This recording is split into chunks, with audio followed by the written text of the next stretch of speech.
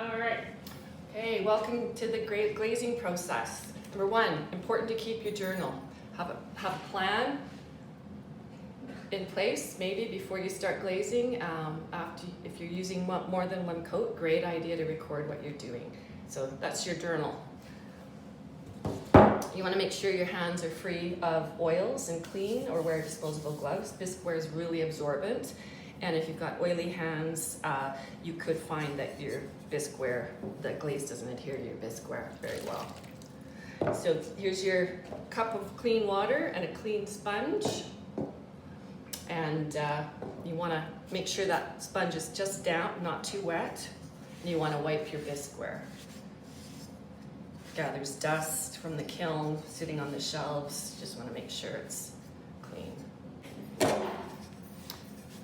Just giving things a good damp wipe down, inside and out. If you get your bisque too wet, it won't absorb the glaze very well. So that's it. And then you want to get your wax and your wax sponge. Don't overload your sponge to help you avoid wax strips where you don't want them. The bisque doesn't need to be completely dry after you've wiped it.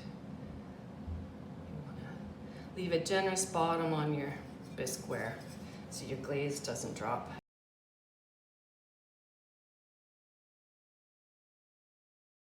So I'm just freehanding this.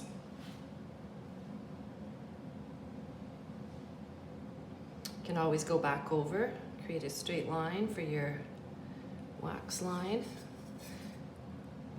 You want to leave at least a 1/4 inch. This is a more generous bottom.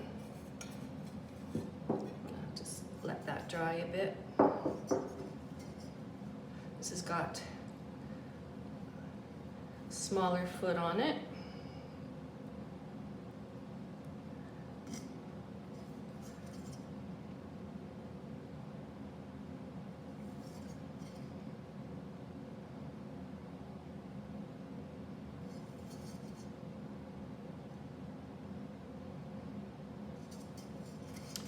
Go over that line and even it up a bit. You can see on this piece maybe that the foot goes in a little bit, handy to grab any glaze drips. Let that dry. While the wax dries really quickly, I'm going to go and stir the glaze. So the wax dries fairly quickly. While the wax is having a good dry, I'm going to come over and I'm going to stir my glaze up. And I'm using this flat bottom paddle to get any sludge in the bottom of the glaze bucket. You want to make sure you stir from the bottom really, really well. If you're doing a lot of pieces, you want to make sure that you stir your glaze bucket quite frequently. And there's no sludge coming up off the bottom, so I think that's pretty good. So I've got my tongs, a little tip, and I've got my piece I'm going to dip, and I've got a clean sponge in my hand, clean damp sponge. So sometimes I get tong marks on my piece. I'm going to pre-dip my tongs, and then I'm going to take my piece, and I'm going to submerge it, probably for just 1 second. That quick, that's all you need.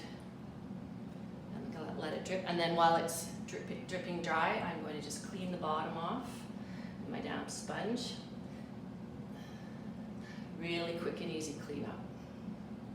There, and that's finished dripping, and I'm going to put that back over on my table. You can see there's just a little bit of tong mark left on there. It's a little bit damp. I'm going to take my pinky and I'm just going to smooth over those 2 tong marks. There. Might be some on the outside as well. Just take my pinky and smooth those over, and that should be good. And then you want to place your piece on the glazing shelf, and you want to place your pieces close together on the shelf.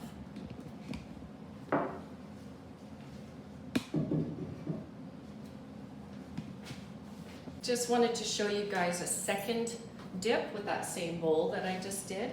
Again, you want to make sure that glaze, this is a different color, it's stirred really well, no sludge. And that's good. So here's the piece I just dipped. It's dried for probably just a couple of minutes. It's still down, but it's not wet. I can touch it without getting the glaze on my hand. So I'm going to do a second color dip here, and again, it's going to be really quick, in and out.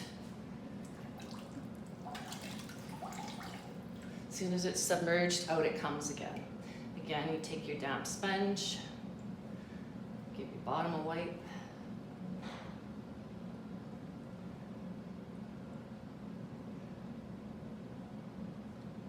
Make sure it's wiped well so it doesn't drip on the kiln shelves. Now, I'll let that dry to the touch a bit, and again, if there's tong marks, I will smooth them with my finger.